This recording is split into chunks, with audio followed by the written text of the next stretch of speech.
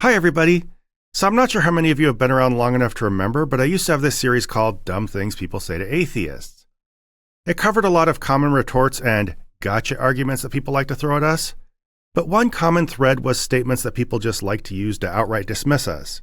You know, you're only an atheist because you want to sin, you just want to be your own God, someone must have hurt you. Why are you mad at God? Exactly. Why are you mad at God?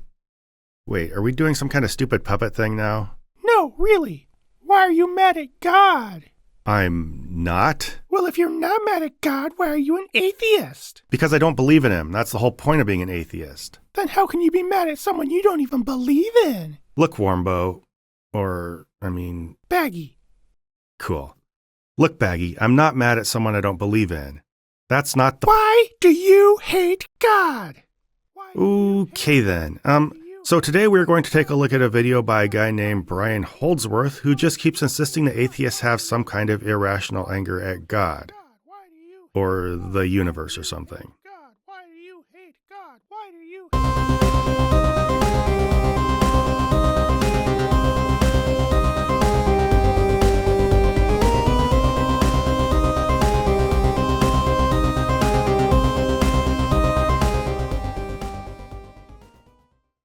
By the way, I do want to acknowledge the fact that you're all going to be put through watching Brian Holdsworth.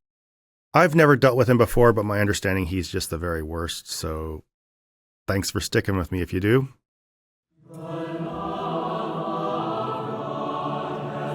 I recently saw a clip of an exchange between a street evangelist and a crowd of people that he was trying to evangelize. Well, this is already a bad start. If anybody stops to talk to a street preacher, it's probably because they're provoked into it. So almost by definition, anybody who gets into this conversation is going to get a little testy. And you want to use this to come up with some generalized understanding that atheists are angry? And at one point, an older man introduced his own contribution to the exchange by offering his own version of the problem of pain argument against the existence of God. I don't often hear about a problem of pain, at least not in those exact words. It's probably some version of the problem of evil or problem of suffering or something, but when I go to look up the problem of pain, all I get is stuff by C.S. Lewis. So it sounds like just maybe Brian's getting his idea of atheists and what they believe and what problems they have from other Christians. Imagine that, huh? And his remark was something like, how can God allow 6 million Jews to get murdered during the Holocaust? How can he sit by and do nothing when innocent children are abused in horrific ways or die of terrible diseases? And before the evangelist was able to respond, because this was supposed to be an interactive format, the man with the objection turned his back and walked away, refusing to listen to whatever answer might come. And it was clear that he was angry. He was gesturing aggressively, raising his voice, and in the end, he was too angry to wait for any kind of a response. Okay, fine. So this was supposed to be an interactive format, and the guy just spouted off and walked away. In isolation, that doesn't seem like super constructive behavior, I'll admit it.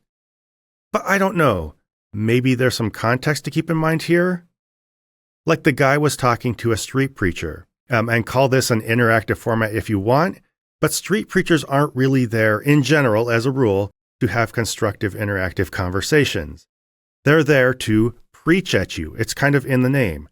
I think you called him a street evangelist at first, but either way, you're not there to have a back and forth. So I think one of two things are supposed to happen with a street preacher. They're there just to vent at you, to shout at you. If they want any kind of reaction, it's just to provoke you into an argument. That's why I personally would say if you see a street preacher, the best move is just to keep on walking. Don't even say anything at all. But if you really feel like you need to get something off your chest, if the person just pushed your buttons and you needed to just vent a little bit, just say your part and then keep walking. Not a constructive conversation, but the person is not there for a constructive conversation. In fact, what they're doing is just venting as surely as you're just venting. So for Brian to say that this person is, number one, just suddenly doing something unfair out of the blue as if the context of this street preacher's presentation doesn't factor into it, very dishonest. If he tries to use this as a broad indictment of atheists in general, that's extremely dishonest. I don't know. I'm almost starting to wonder whether this Brian fellow's an honest guy. Is that unfair of me? Let me know in the comments if you think that's unfair of me. And I don't think, and this is based on my own experience, which is quite extensive, that this kind of thing is exceptional. I'm curious what exactly his extensive experience with atheists is, assuming he's actually had it and that statement means anything.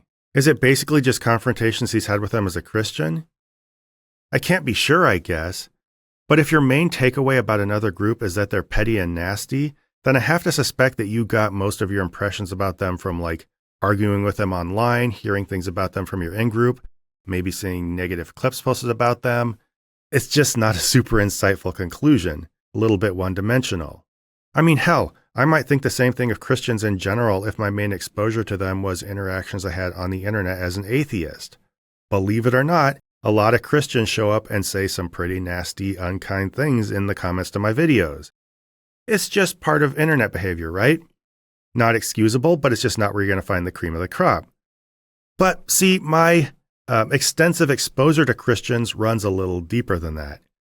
I was immersed in the faith for over 30 years, pretty deeply, and so I got a good sense of Christians as people. There are some very, very good, kind Christians. There are some nasty, ugly Christians, and there's everything in between.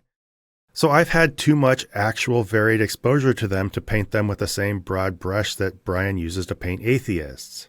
Basically, when you paint the other side of an argument as being pretty much universally nasty while citing extensive experience with them, you're pretty much telling on yourself as somebody who's being petty about the fact that you argue with them a lot and don't like it.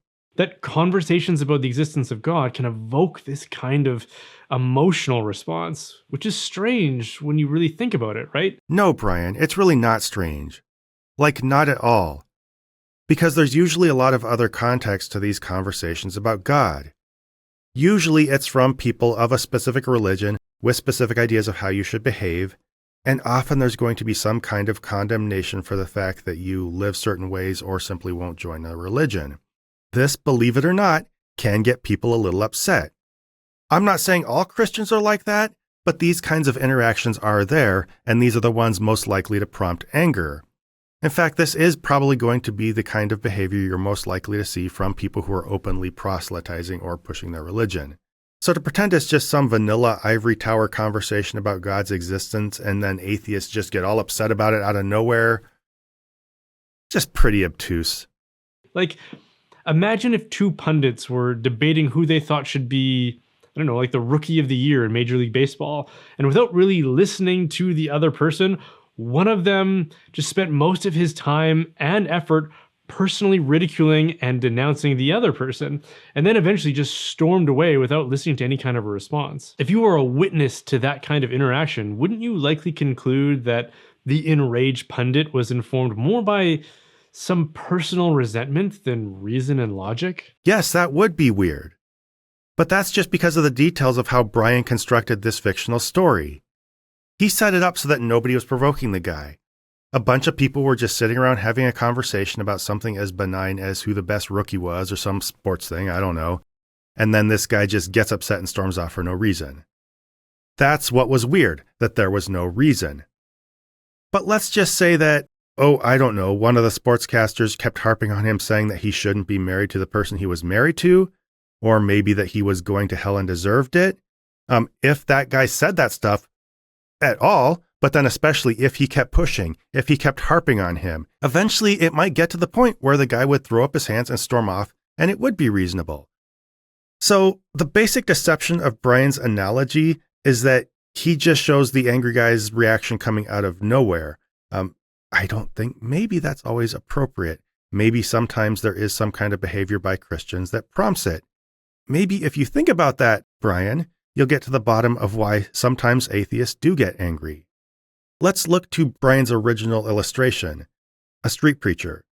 Do you really think street preachers are just out there trying to have this genteel, abstract conversation about the existence of God and there's nothing else to it?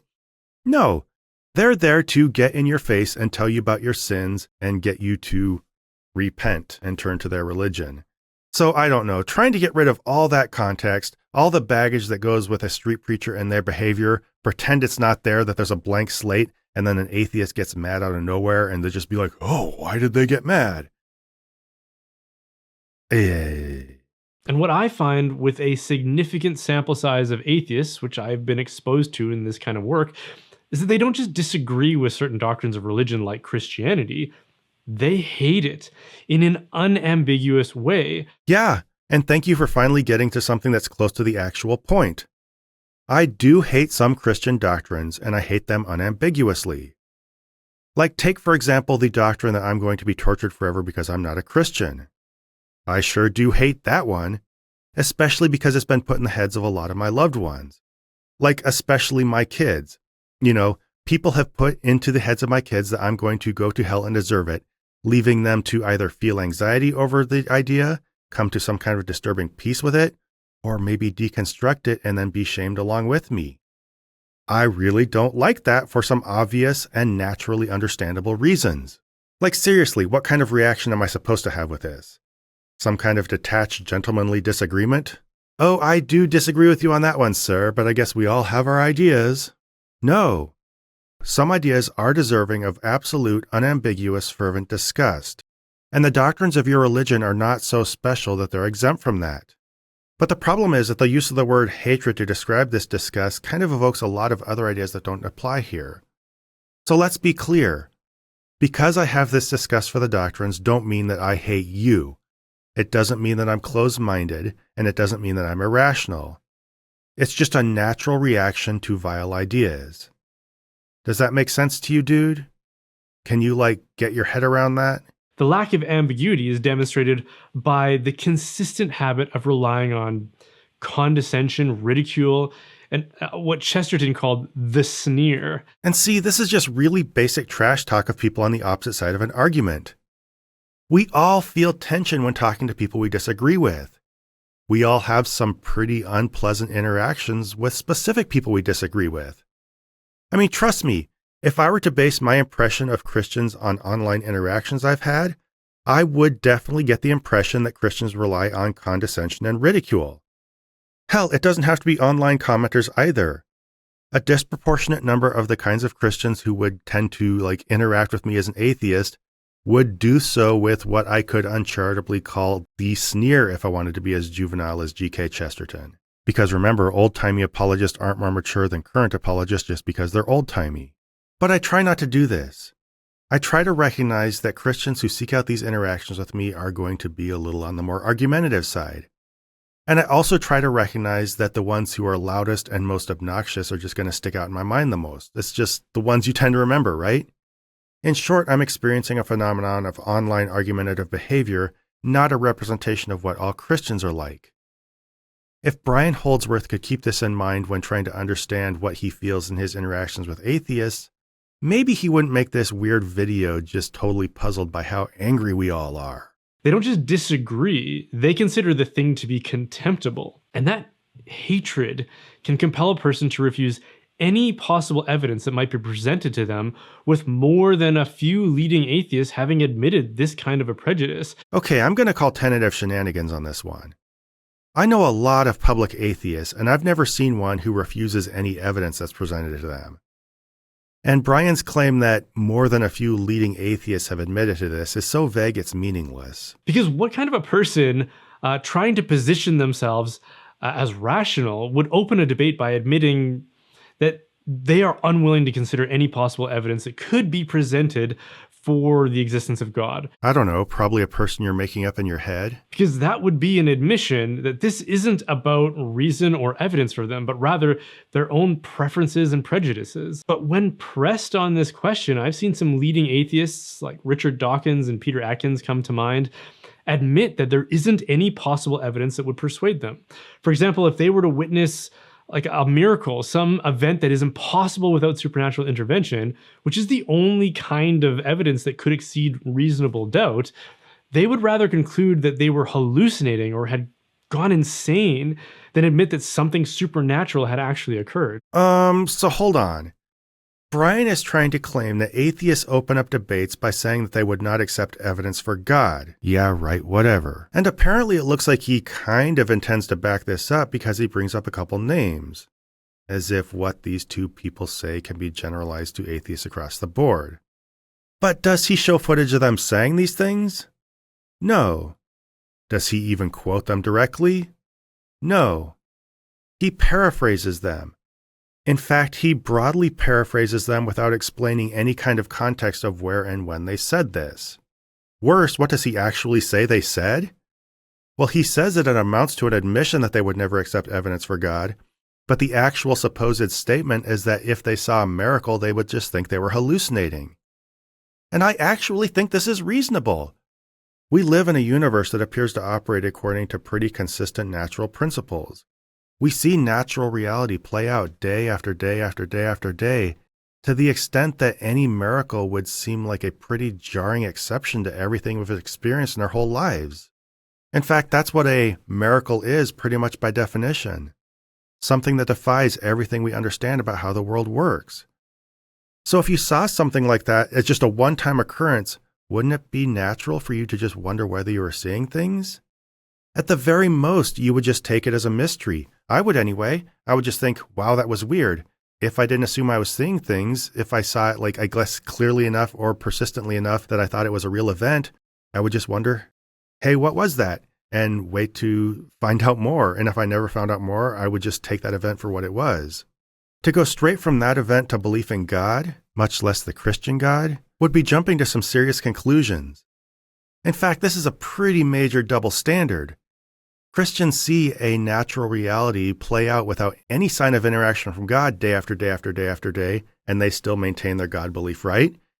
Yet we're still supposed to reverse our lack of belief in God based on one flash-in-the-pan thing that we have no context for. It's really pretty silly. In fact, if you want more, you could watch my Dumb Things People Say to Atheists video on this topic. But even setting all that aside, this is quite simply not saying that nothing would convince you. Now, Brian might think this should convince you, but that's his personal assessment. And so when he takes his personal conclusion that a miracle should convince anybody and weighs that against somebody else's statement that a miracle wouldn't convince them and deduces that, nothing would convince them, in fact, they're admitting nothing would convince them, that's really kind of silly. That's more of a, grievance over how you hash out your reaction to different arguments or something like that than an actual admission. And I think that really gets to the bottom of what Brian is going through here. I think he's experiencing a little bit of irritation over how he and atheists arrive at different conclusions about how they dig in and don't believe what he wants them to believe, and maybe sometimes in the process they get a little irritated. And instead of recognizing that this is a difference of opinion and this is a little bit of the tension that comes from these kinds of normal clashes, he just acts like Christians are pious and cool and everything, and atheists get all angry. And of course, this standard of skepticism, which I would claim is unreasonable, can be applied to anything. If I hate the idea that the earth is round and the possibility of it being round agitates me to the point of anger and contempt for those who disagree with me, then any evidence, even evidence that I experience firsthand in support of this claim, is something that I could just chalk up to the failures of my own faculties of perception. Like my eyes and my brain are simply deceiving me. And if I did that, wouldn't that be evidence of my own irrationality on this subject? Yes, it would. Yeah, I agree. But that's because the roundness of the earth is obvious. If you think your observation of that is a failure of perception, then you're questioning something that you can see over and over and over again, that your senses tell you all the time, that we all pretty much agree upon. If you get angry about that, then you're just getting mad about a simple fact that we can all observe. That's why what you're describing would be irrational. It's not because questioning what you think you see never makes sense. It's not because getting mad at someone's ideas never makes sense. It's because of what you're questioning or getting angry about. So maybe try to come up with an analogy that has anything whatsoever to do with what you're talking about, instead of trying to say that, questioning an unexplained one-time event is the same as questioning the shape of the earth, or getting mad at religious doctrine is the same as getting mad at the shape of the earth. Make sense, Brian? Which is why atheists who demonstrate such animosity towards theism and who refuse to allow any evidence to be presented to them should be treated in the same way. These are not rational people offering reasonable degrees of skepticism. These are people motivated by emotions and personal animus, and to whatever degree that they invoke their rational faculties, it's at the service of their emotions and prejudices rather than the other way around. So I think we all see what's happening here, and it's pretty typical of people who don't know how to process the fact that they can't quickly and immediately convince other people of things that seem obvious to them. Like, what are you supposed to do when that happens? Stop and reflect on whether, what you think is obvious is really obvious to everybody? Wonder whether you've just been immersed in it so long that it just feels obvious? I mean, you don't need to conclude that you're wrong. Just maybe reflect on why you believe what you believe, even if it's totally right, and wonder whether other people could come to believe other things for very sincere, intelligent reasons. But Brian doesn't seem to have any use for this kind of self-reflection. If Christianity seems obvious to him, then it should seem obvious to everybody. If a miracle implies certain things to him, then it should apply the same things to everybody else. So he reasons from this that anybody who doesn't agree with him must be acting out of anger and prejudice and only pretending to rationally disagree with him. Behind his soft-spoken mannerisms and his condescending smile, he's basically just throwing a huge tantrum over the fact that people disagree with him. Not processing that well there, Brian. What I think is going on with a lot of the people who rail against the existence of God and anyone who supports that claim is described by C.S. Lewis in his autobiography, recounting the inconsistency of mind and heart that he suffered with when he was an atheist. Cool. So keep going to Christian apologists to tell you why atheists do what they do. I mean, I can see the pragmatic utility in it. If you actually go talk to an atheist about why atheists do what they do, then you have to deal with all the messy complexity of their actual answers. And who needs that? Isn't it way easier just to read a Christian say stupid things about atheists? Like, take this for example. He says this: I was at this time living like so many atheists or anti-theists in a whirl of contradiction. I maintained that God did not exist. I was also very angry with God for not existing. I was equally angry with him for creating a world. Sure, that is a contradiction, I guess. But it has nothing to do with atheists or atheism. It's just a reflection on C.S. Lewis personally. And at first, I would maybe take it just to mean that he's kind of an idiot. But if I stopped and tried to get a more charitable reading out of it, maybe he was just in a deep state of confusion about the existence of God, probably while experiencing some kind of emotional turmoil. I could see that happening. If you grew up in a society that's deeply immersed in Christianity and you're going through some difficult times, experiencing some anger, maybe some of that would result in some conflicting messages. Can't blame someone for that too much, I guess. But doesn't really have a lot to do with atheism, certainly doesn't make atheism illogical. In the end, it's abundantly clear that his nonsensical stances of not believing in God, being angry at God for not existing, and being angry at God for creating the world are his and his alone. If he wants to project this kind of nonsensical and inconsequential personal belief onto atheists, that's his problem. That's a perception problem on his part. And that's reminiscent for me of another quote by G.K. Chesterton when he said, "The worst moment for an atheist is when he's really thankful and has no one to thank." And that's true enough, but the reverse, I think, is also true for a lot of atheists, in which they find themselves outraged about some perceived injustice in the world, but have no one to direct their complaint to. Awesome. So quotes about atheists from two Christians. And what's with these old-timey atheists and having two initials for first names? Who cares? This time we have G.K. Chesterton to swoop in with a misunderstanding not only of atheists, but of the very idea of being thankful. Oh, God doesn't exist, so who could I possibly be thankful to? Oh, I don't know, the person who did something for you? Like, there are billions of people on this earth. Does this guy seriously think that if we didn't think one more being existed, then the whole idea of being thankful to any of them would just evaporate? There's also the idea of just being kind of thankful for your circumstances in an abstract way. You don't need God to be thankful. This is just petty and juvenile, and even these old-time atheists like G.K. Chesterton and C.S. Lewis, they're just silly and a little bit juvenile. I don't know why people have such high regard for them. As a Christian, I believe that God cares about my prayers, and so there have been times when I've complained to him, I've raised my objection, and I also firmly believe that he honors those moments. He doesn't just rebuke me or smite me for it. He receives those strained expressions and interacts with them and leads me towards some kind of understanding about it. Great. So how does he do that? Seriously, Brian, tell me specifically. How does he honor those moments?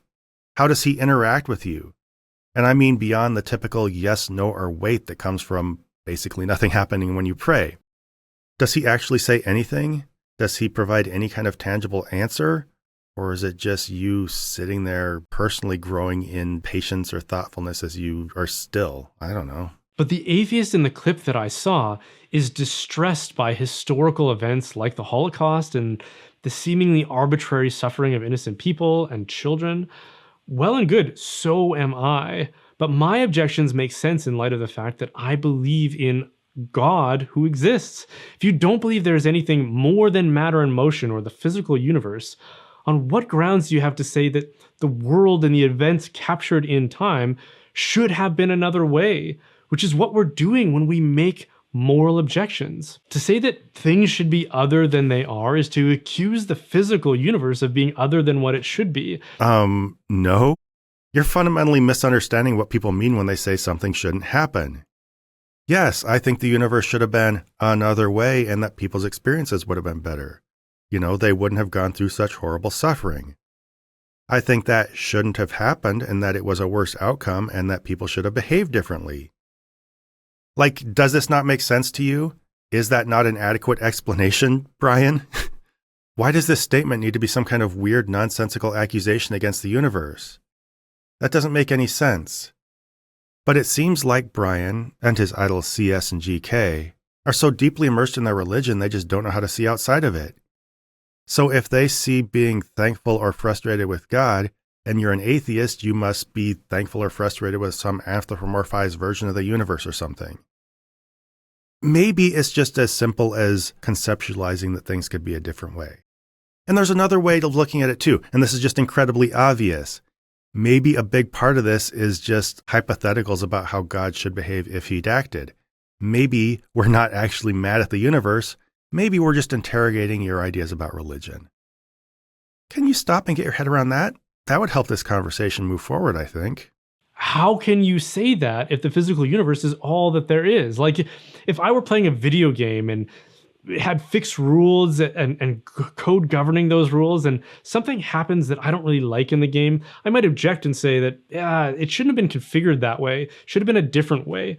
But when I do that, I'm appealing, perhaps in a futile way, to the game developers. I'm saying they should have done this differently, but if there was no game developer, if the game was all that there was, on what grounds would I have to say it should have been made differently? That would be an entirely irrational sentiment. Okay, but let's remember that we're not making these silly accusations against the universe anyway, so what's the point? We're questioning the existence of this all-knowing, all-loving, perfect God that you propose. So a better analogy would be if we were playing a video game that was just terrible and didn't make any sense, and we asked questions about what kind of competent, good programmer and game designer could have made this. And atheists who express outrage about their moral misgivings are basically doing this. To rephrase Chesterton's remark, the worst moment for an atheist is when he is really angry about some injustice and has no one to direct his complaint. All he can do is just shake his fist at the sky and never get any satisfaction for it, because according to his own beliefs, the sky will neither listen nor care, making it an irrational thing to do. But if you feel this relentless impulse to judge the events that occur within space and time and say they should have been otherwise, which I would argue that every single human being has done, isn't that evidence that there is something more than space and time? No, Brian, it is not evidence for that. And to show why, as if we need to, let's be clear that we're talking about two possible things here. One is the question of whether an all-knowing, all-loving, perfect God, the kind you propose, would have likely allowed something like the Holocaust. That is, meant to interrogate whether this God exists, so it's not evidence for his existence. It's a mental exercise trying to question that very thing. Then we have what Brian's talking about here, which is somebody who's so upset with his circumstances that he shakes his fist at the sky or whatever. That's also not evidence for God. That's just evidence of how people vent their frustration. Maybe you want someone to blame, there's no one there, and you just kind of shout, maybe yelling into a pillow or something like that. Does Brian really think that when people get overwhelmed and they just shout or scream or vent or whatever, that's evidence for God? You're yelling at someone, so who are you yelling at if not God? Basically, if God didn't exist, why would you anthropomorphize your circumstances? I think that's about the question he's asking, and it is a dumb question. Dumb question, Brian. Isn't that evidence of a moral law that indicates that somehow the material world we live in is not realizing its fullest potential? And if so, well, then what is that potential if not something that exists outside of space and time? What is potential if not something that exists outside space and time? Maybe it's potential. I don't know. I think the word pretty much speaks for itself. Potential is a theoretical possibility for how things could have been. So if something happened in the past and you don't like it, you could see how things could have been different. There was potential for it to have been different. If you're thinking of the future, things could be a certain way if you take certain actions. There is a theoretical way that it could get that way, and maybe you want to get it that way. The fact that you can conceptualize possible outcomes, whether in the past or something that still might happen in the future, doesn't mean those things actually happen on another plane. Brian, do you think that theoretical things you can picture in your head all must exist on another plane? I don't want to make stupid assumptions about what you're saying. I want to be as charitable as possible. But it really sounds like that's what you're trying to say. It makes way, way more sense to believe in the supernatural, which is that which transcends and exceeds the natural or the physical universe, when we are held captive by these kinds of sentiments. On a daily basis, we can't avoid doing that. No, it makes sense to recognize that your desire for different circumstances is an abstract thought process and to process your frustration when you can't change those circumstances. If you think the problem of pain is unresolvable, that doesn't mean that the supernatural or that God doesn't exist, just that you aren't morally aligned with it or with Him. Sure, the problem of evil doesn't rule out the existence of any God. But it's not meant to, and pretty much all of us atheists know it doesn't. It's meant to bring up questions about an all-powerful, all-knowing God who cares about our existence and is concerned with our well-being. And the issue that you cast as not being morally aligned with Him is that almost everybody, including most Christians, has an issue with allowing horrible suffering for no obvious justification. If that fits your moral alignment, like it does with almost everybody, then you'll see why the problem of suffering or the problem of evil is compelling. If you don't share that moral alignment, then I guess feel free to step up and own that position. But you can at least then level your complaint in a rational way rather than just denouncing the universe of which you are a mere contingent part and of which doesn't care about your complaint. So this has kind of come up before, but does Brian seriously think that people who bring up the problem of evil are denouncing the universe? For real, what is this guy talking about? Listen, Brian, seriously, come here. Now pay attention because this is important. We are leveling our complaint in a rational way. You brought up certain ideas. You brought up the idea of an all-powerful, all-knowing God, and when we bring up the problem of evil, we're introducing logical questions about an idea you brought to our attention. We're challenging an idea you proposed, and we're asking you to come up with a satisfactory answer. Can you please try to understand that? We are not denouncing the universe. We're not shaking our fists at the sky, and we're not complaining to a universe that can't hear us. If you seriously think that's what's happening every time we interrogate the internal logic of your religion, then you're really having a problem hearing us. And this isn't a legitimate misunderstanding. It's you reinventing everything we're saying.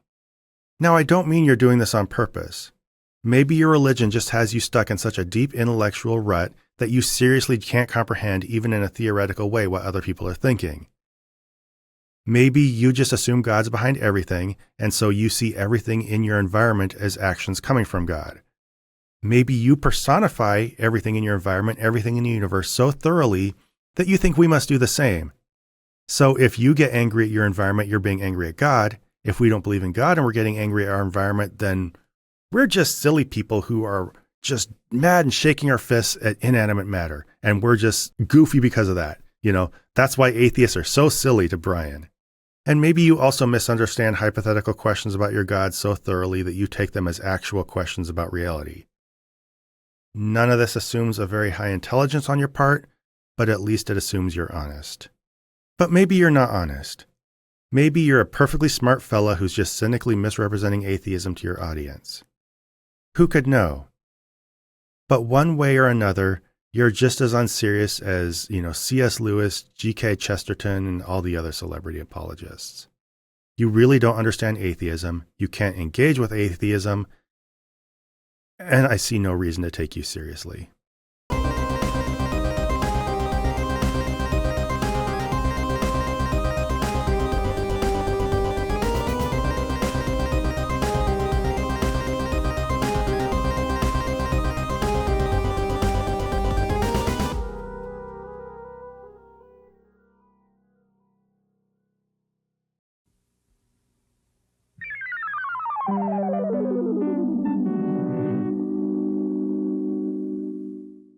This program was made possible by a grant from John Adams, Bob Generic, Maggie Danger, S.R. Foxley, Daniel Bostet, Dark Side of Delight Productions, Magnus Holmgren, and Q, and by the generous support of viewers like you.